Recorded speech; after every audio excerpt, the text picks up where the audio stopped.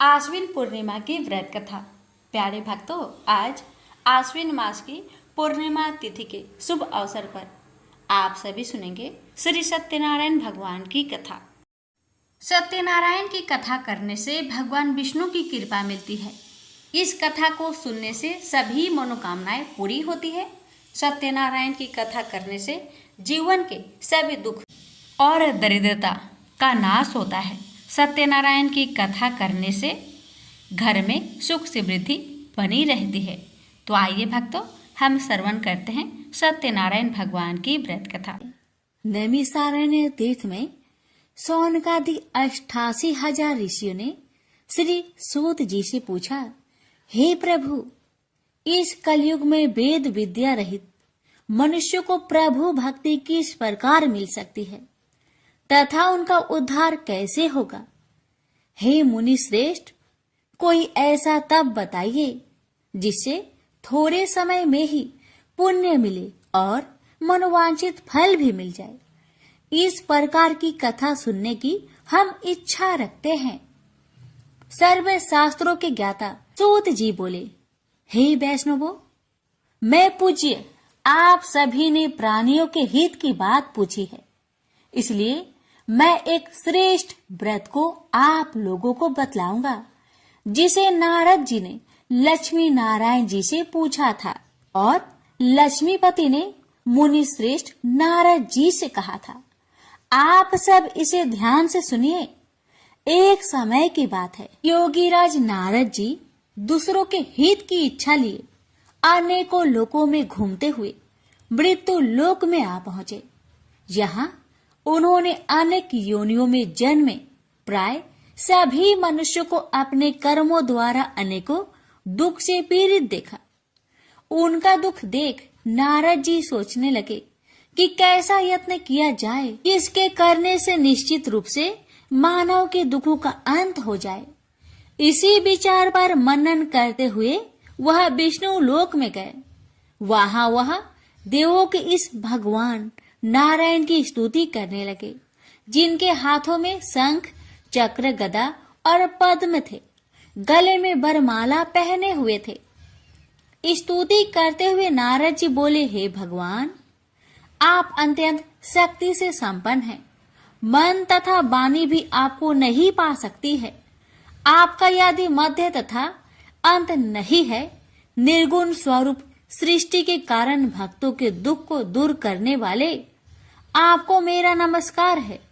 नारद जी की स्तुति सुन विष्णु भगवान बोले, हे मुनि श्रेष्ठ, आपके मन में क्या बात है?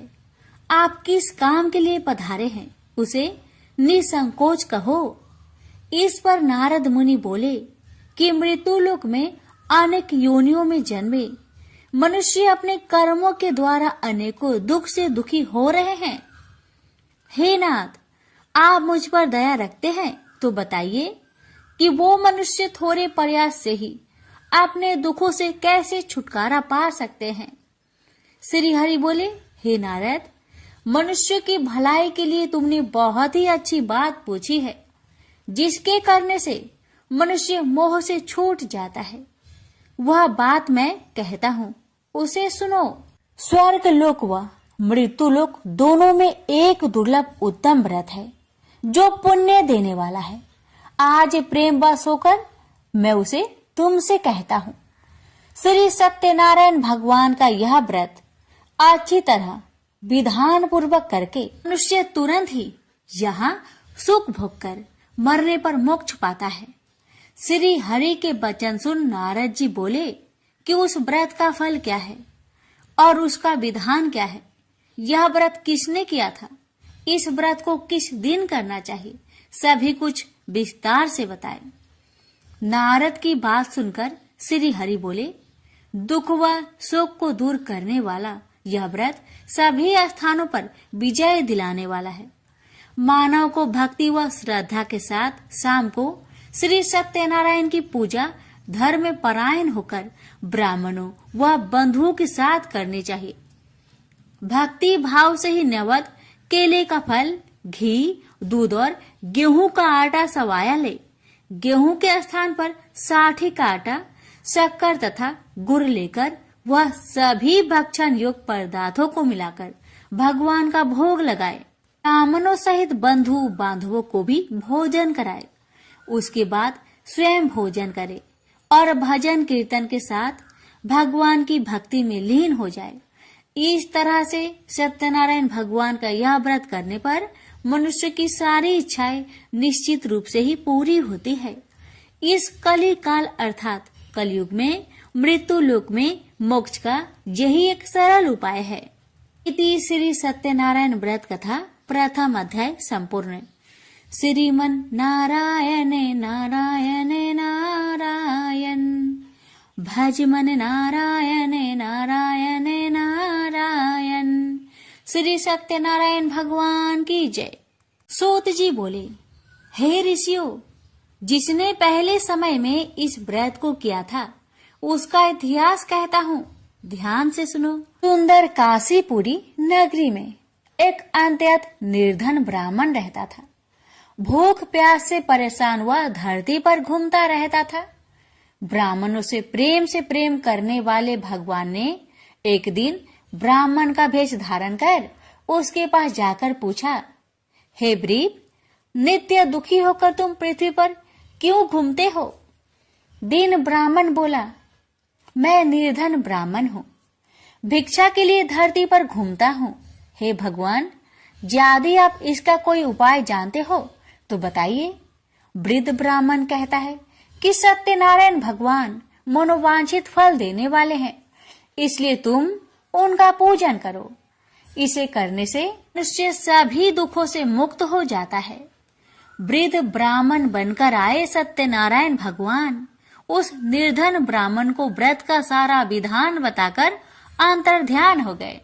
मन ही मन सोचने लगा कि जिस व्रत को वृद्ध ब्राह्मण करने को कह गया है मैं उसे जरूर करूंगा। यह निश्चय करने के बाद उसे रात में नींद नहीं आई। वह सवेरे उठकर सत्यनारायण भगवान के व्रत का निश्चय कर भिक्षा के लिए चला गया। उस दिन निर्धन ब्राह्मण को भिक्षा में बहुत धन मिला, जिससे उसने बंधु बांधवों के साथ मिलकर श्री सत्यनारायण भगवान का व्रत संपन्न किया। भगवान सत्यनारायण का व्रत संपन्न करने के बाद वह निर्धन ब्राह्मण सभी दुखों से छूट गया और अनेक प्रकार की संपत्तियों से युक्त हो गया। उसी समय से यह ब्राह्मण हर माह इस व्रत को करने लगा। इस तरह से सत्यनारायण भगवान के व्रत को जो भी मनुष्य करेगा वह सभी प्रकार के पापों से छूटकर मोक्ष को प्राप्त होगा। जो मनुष्य इस व्रत को करेगा वह भी सभी दुखों से मुक्त हो जाएगा। सूत जी बोले कि इस तरह से नारद जी से नारायण जी का कहा हुआ श्री सत्यनारायण व्रत को मैंने तुमसे कहा। हे ब्रीपो, मैं अब और क्या कहूँ? ऋषि बोले, हे मुनिवर, संसार में उस ब्रीप से सुनकर और किस किस ने इस व्रत को किया, हम सब इस बात को सुनना चाहते हैं। इसके लिए हमारे मन में श्रद्धा का भाव है। सूत जी बोले, हे मुनियों, जिसने इस व्रत को किया है वह सब सुनो। एक समय वही ब्रीप धन व ऐश्वर्य के अनुसार अपने बंधु बांधवों के साथ इस व्रत को करने को तैयार हुआ। उसी समय एक लकड़ी बेचने वाला बूढ़ा आदमी आया और लकड़ियां बाहर रखकर अंदर ब्राह्मण के घर में गया।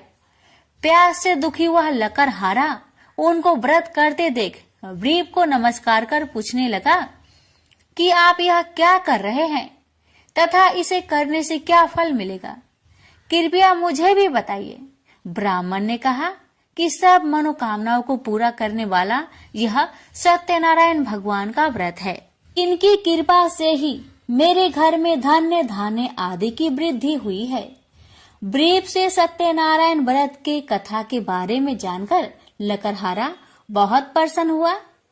चरणामृत लेकर वह प्रसाद खाने के बाद वह अपने घर गया। लकड़हारे ने अपने मन में संकल्प किया कि आज लकड़ी बेचने से जो धन मिलेगा उसी से श्री सत्यनारायण भगवान का उत्तम व्रत करूंगा। मन में इस विचार को ले बूढ़ा आदमी सिर पर लकड़ियां रख उस नगर में बेचने गया जहां धनी लोग ज्यादा रहते थे। उस नगर में उसे अपनी लकड़ियों का दाम पहले से 4 गुना अधिक मिलता है। बूढ़ा प्रसन्नता के साथ दाम लेकर केले, शक्कर, घी, दूध, दही और गेहूं का आटा ले और सत्यनारायण भगवान की व्रत की अन्य सामग्रियां लेकर अपने घर गया। वहां उसने अपने बंधु बांधवों को बुलाकर विधि विधान से सत्यनारायण भगवान का पूजन और व्रत किया। इस व्रत के प्रभाव से वह बूढ़ा लकड़हारा धन पुत्र आदि से युक्त होकर संसार के समस्त सुख भोग अंत काल में बैकुंठ धाम को चला गया। इति श्री सत्यनारायण व्रत कथा 2 अध्याय संपूर्ण। श्रीमन नारायण नारायण नारायण भज मन नारायण नारायण नारायण। श्री सत्यनारायण भगवान की जय। सूत जी बोले, हे श्रेष्ठ मुनियों, अब आगे की कथा कहता हूँ। पहले समय में उल्का मुख नाम का एक बुद्धिमान राजा था। वह सत्य वक्ता और जितेंद्रिय था। प्रतिदिन देव स्थानों पर जाता और निर्धनों को धन देकर उनके कष्ट दूर करता था। उसकी पत्नी कमल के समान मुख वाली तथा सती साध्वी थी। भद्रशिला नदी के तट पर उन दोनों ने श्री सत्यनारायण भगवान का व्रत किया। उसी समय साधु नाम का एक वैश्य आया। उसके पास व्यापार करने के लिए बहुत सा धन भी था। राजा को व्रत करते देखकर वह विनय के साथ पूछने लगा, हे राजन, भक्ति भाव से पूर्ण होकर आप यह क्या कर रहे हैं? मैं सुनने की इच्छा रखता हूँ, तो आप मुझे बताए। राजा बोले, हे साधु, अपने बंधु बांधवों के साथ पुत्र आदि की प्राप्ति के लिए एक महाशक्तिमान श्री सत्यनारायण भगवान का व्रत व पूजन कर रहा हूँ। राजा के वचन सुन साधु आदर से बोला, हे राजन, मुझे इस व्रत का सारा विधान कहिए। आपके कथा अनुसार मैं भी इस व्रत को करूँगा।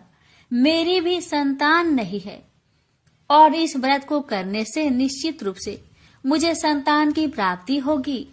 राजा से व्रत का सारा विधान सुनकर व्यापार से निवृत्त हो वह अपने घर गया।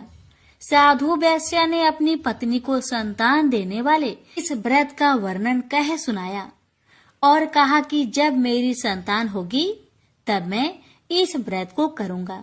साधु ने इस तरह के वचन अपनी पत्नी लीलावती से कहे। एक दिन लीलावती पति के साथ आनंदित हो सांसारिक धर्म में प्रवृत्त होकर सत्यनारायण भगवान की कृपा से गर्भवती हो गई। 10वें महीने में उसके गर्भ से एक सुंदर कन्या ने जन्म लिया। दिनों दिन वह ऐसे बढ़ने लगी जैसे कि शुक्ला पक्ष का चंद्रमा बढ़ता है। माता पिता ने अपनी कन्या का नाम कलावती रखा। एक दिन लीलावती ने मीठे शब्दों में अपने पति को याद दिलाया कि आपने सत्यनारायण भगवान के जिस व्रत को करने का संकल्प किया था उसे करने का समय आ गया है। आप इस व्रत को करिए। साधु बोला कि हे प्रिय, इस व्रत को मैं उसके विवाह पर करूंगा। इस प्रकार अपनी पत्नी को अवशासन देकर वह नगर को चला गया। कलावती पिता के घर में रह वृद्धि को प्राप्त हो गई। साधु ने एक बार नगर में अपनी कन्या को सखियों के साथ देखा तो तुरंत ही दूत को बुलवाया और कहा कि मेरी कन्या की योग वर देखकर आओ।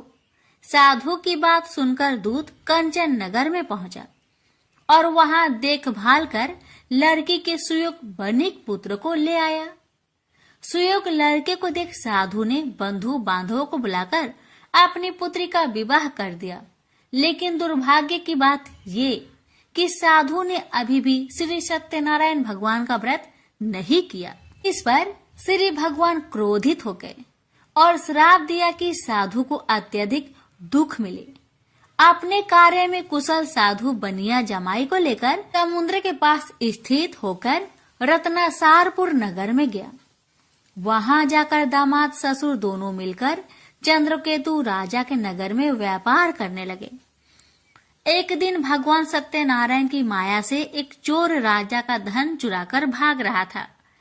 उसने राजा के सिपाहियों को अपना पीछा करते देख चुराया हुआ धन वहां रख दिया जहां साधु अपने जमाई के साथ ठहरा हुआ था। राजा के सिपाहियों ने साधु वैश्य के पास राजा का धन पड़ा देखा तो वह ससुर जमाई दोनों को बांधकर प्रसन्नता से राजा के पास ले गए और कहा कि उन दोनों चोरों को हम पकड़ लाए हैं, आप आगे की कार्रवाई की आज्ञा दे। राजा की आज्ञा से उन दोनों को कठिन कारावास में डाल दिया गया और उनका सारा धन भी उनसे छीन लिया गया। श्री सत्यनारायण भगवान के शराप से साधु की पत्नी भी बहुत दुखी हुई। घर में जो धन रखा था उसे चोर चुरा ले गए। शारीरिक तथा मानसिक पीड़ा व भूख प्यास से अति दुखी हो अन्न की चिंता में कालावती के ब्राह्मण के घर गई। वहां उसने श्री सत्यनारायण भगवान का व्रत होते देखा, फिर कथा भी सुनी। वह प्रसाद ग्रहण कर वह रात को घर वापस आई। माता ने कलावती से पूछा कि हे पुत्री, अब तक तुम कहाँ थी, तेरे मन में क्या है? कलावती ने अपने माता से कहा, हे माता, मैंने एक ब्राह्मण के घर में श्री सत्यनारायण भगवान का व्रत देखा है। कन्या के वचन सुन लीलावती भगवान की पूजन की तैयारी करने लगी। लीलावती ने परिवार व बंधुओं सहित सत्यनारायण भगवान का पूजन किया और उनसे वर मांगा कि मेरे पति तथा जमाई शीघ्र घर आ जाए। साथ ही यह भी प्रार्थना की कि हम सबका अपराध क्षमा करे। श्री सत्यनारायण भगवान इस व्रत से संतुष्ट हो गए और राजा चंद्रकेतु को सपने में दर्शन दे कहा कि हे राजन, तुम उन दोनों वेश्या को छोड़ दो और तुमने उनका जो धन लिया है उसे वापस कर दो। अगर ऐसा नहीं किया तो मैं तुम्हारा धन, राज्य व संतान सभी को नष्ट कर दूंगा। राजा को यह सब कहकर वह अंतर्ध्यान हो गए। अतः काल सभा में राजा ने अपना सपना सुनाया। फिर बोले कि बानिक पुत्र को कैद से मुक्त कर सभा में लाओ। दोनों ने आते ही राजा को प्रणाम किया। राजा मीठी बानी से बोला, हे महानुभावो, भाग्यवश ऐसा कठिन दुख तुम्हें प्राप्त हुआ है, लेकिन अब तुम्हें कोई भय नहीं है। ऐसा कह राजा ने उन दोनों को नए वस्त्र भूषण भी पहनाए और जितना धन उनका लिया था उससे 2 गुना धन वापस कर दिया। दोनों वेश्या अपने घर को चल दिए। श्री सत्यनारायण व्रत कथा का 3रा अध्याय संपूर्ण है। श्रीमन नारायण नारायण नारायण, भज मन नारायण नारायण नारायण। श्री सत्यनारायण भगवान की जय। सूत जी बोले, वैश्या ने मंगलाचार कर अपनी यात्रा आरंभ की और अपने नगर की ओर चल दिया। उसके थोड़ी दूर जाने पर एक दंड वेशधारी श्री सत्यनारायण ने उनसे पूछा, हे साधु, तेरी नाव में क्या है? अभिमानी बानिक हंसता हुआ बोला, हे दंडी, आप क्यों पूछते हो? क्या धन लेने की इच्छा है? मेरी नाव में तो बेल व पत्ते भरे हुए हैं। वैश्या के कठोर वचन सुन भगवान बोले, तुम्हारा वचन सत्य हो। दंडी ऐसे वचन कहे वहां से दूर चले गए। कुछ दूर जाकर समुद्र के किनारे बैठ गए। दंडी के जाने के बाद साधु वैश्या ने नित्य क्रिया के पश्चात नाव को ऊंची उठते देखकर अचंभा माना और नाव में बेल पत्ते आदि देख वह मूर्छित हो जमीन पर गिर पड़ा। मूर्छा खोलने पर वह अत्यंत शोक में डूब गया। तब उसका दामाद बोला कि आप शोक न मनाए, यह दंडी का श्राप है, इसलिए हमें उनकी शरण में जाना चाहिए, तभी हमारी मनोकामना पूरी होगी। दामाद की बात सुनकर वह दंडी के पास पहुंचा और अत्यंत भक्ति भाव नमस्कार करके बोला, मैंने आपसे जो असत्य वचन कहे थे उनके लिए मुझे क्षमा दे। ऐसा कहकर महान शोकातुर हो रोने लगा। दंडी भगवान बोले, हे बानिक पुत्र, मेरी आज्ञा से बार बार तुम्हें दुख प्राप्त हुआ है। तू मेरी पूजा से विमुख हुआ, साधु बोला, हे भगवान, आपकी माया से ब्रह्मा आदि देवता भी आपके रूप को नहीं जानते, तब मैं अज्ञानी कैसे जान सकता हूँ? आप प्रसन्न होइए, अब मैं सामर्थ्य के अनुसार आपकी पूजा करूंगा। मेरी रक्षा करो और पहले के समान नौका में धन भर दो। साधु वैश्य के भक्ति पूर्वक वचन सुनकर भगवान प्रसन्न हो गए और उसकी इच्छा अनुसार वरदान देकर अंतर ध्यान हो गए। ससुर जमाई जब नाव पर आए तो नाव धन से भरी हुई थी। फिर वही अपने अन्य साथियों के साथ सत्यनारायण भगवान का पूजन कर अपने नगर को चल दिए। जब नगर के नजदीक पहुंचे तो दूत को घर पर खबर करने के लिए भेज दिया। दूत साधु की पत्नी को प्रणाम कर कहता है कि मालिक अपने दामाद सहित नगर के निकट आ गए हैं। दूत की बात सुन साधु की पत्नी लीलावती ने बड़े हर्ष के साथ सत्यनारायण भगवान का पूजन कर अपनी पुत्री कलावती से कहा कि मैं अपने पति के दर्शन को जाती हूँ, तो कार्य पूर्ण कर शीघ्र आ जाना। माता के ऐसे वचन सुन कलावती जल्दी में प्रसाद छोड़ अपने पति के पास चली गई। प्रसाद की अवज्ञा के कारण श्री सत्यनारायण भगवान रुष्ट हो गए और नाव सहित उसके पति को पानी में डुबो दिए। कलावती अपने पति को वहां ना पाकर रोती हुई जमीन पर गिर गई। नौका को डूबा हुआ देख वह कन्या को रोता देख साधु दुखी होकर बोला कि हे प्रभु, मुझसे तथा मेरे परिवार से जो भूल हुई है उसे क्षमा करे। साधु के दीन वचन सुनकर श्री सत्यनारायण भगवान प्रसन्न हो गए और आकाशवाणी हुई, हे साधु, तेरी कन्या मेरे प्रसाद को छोड़कर आई है, इसलिए उसका पति अदृश्य हो गया है। यदि वह घर जाकर प्रसाद खाकर लौटती है तो इसे उसका पति अवश्य मिलेगा। ऐसी आकाशवाणी सुन कलावती घर पहुंचकर प्रसाद खाती है और फिर आकर अपने पति के दर्शन करती है। उसके बाद साधु अपने बंधु बांधवों सहित श्री सत्यनारायण भगवान का विधि विधान से पूजन करता है। इस लोक का सुख भोग वह अंत में स्वर्ग जाता है। इति श्री सत्यनारायण व्रत कथा चतुर्थ अध्याय संपूर्ण। श्रीमन नारायणे नारायणे नारायणे भज मन नारायणे नारायणे नारायण। श्री सत्यनारायण भगवान की जय। श्री सूत जी बोले, हे ऋषियों, मैं और भी एक कथा सुनाता हूँ, उसे भी ध्यान पूर्वक सुनो। प्रजा पालन में लीन तुंगध्वज नाम का एक राजा था। उसने भी भगवान का प्रसाद त्याग कर बहुत ही दुख प्राप्त किया। एक बार वन में जाकर वन्य पशुओं को मारकर वह बर के पेड़ के नीचे आया। वहां उसने ग्वालों को भक्ति भाव से अपने बंधुओं सहित सत्यनारायण भगवान का पूजन करते देखा। अभिमान बस राजा ने उन्हें देखकर भी पूजा स्थान में नहीं गया, न ही उसने भगवान को नमस्कार किया। ग्वालों ने राजा को प्रसाद दिया, लेकिन उसने वह प्रसाद नहीं खाया और प्रसाद को वही छोड़कर वह अपने नगर को चला गया। जब वह नगर में पहुंचा तो वहां सब कुछ तहस नहस हुआ पाया, तो वह शीघ्र ही समझ गया कि यह सब भगवान ने ही किया है।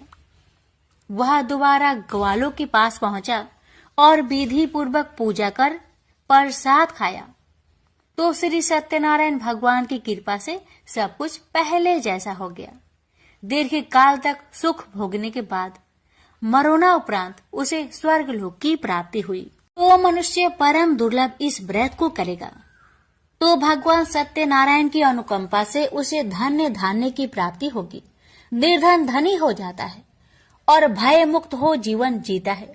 संतानहीन मनुष्य को संतान सुख मिलता है और सारे मनोरथ पूर्ण होने पर मानव अंत काल में वैकुंठ धाम को जाता है। सूत जी बोले, जिन्होंने पहले इस व्रत को किया है, अब उनके दूसरे जन्म की कथा कहता हूँ। वृद्ध संतानंद ब्राह्मण ने सुदामा का जन्म लेकर मोक्ष की प्राप्ति की। लकरहारे ने अगले जन्म में निषाद बनकर मोक्ष प्राप्त किया। उल्कामुख नाम का राजा दशरथ होकर वैकुंठ को गए। साधु नाम के वैश्य ने मोरध्वज बनकर अपने पुत्र को आरे से चीरकर मोक्ष पाया। महाराज तुंगध्वज ने स्वयंभू होकर भगवान में भक्ति युक्त हो कर्म कर मोक्ष पाया। श्री सत्यनारायण व्रत कथा का पंचम अध्याय संपूर्ण हुआ। श्रीमन नारायण नारायण नारायण, भज मन नारायण नारायण नारायण। श्री सत्यनारायण भगवान की जय।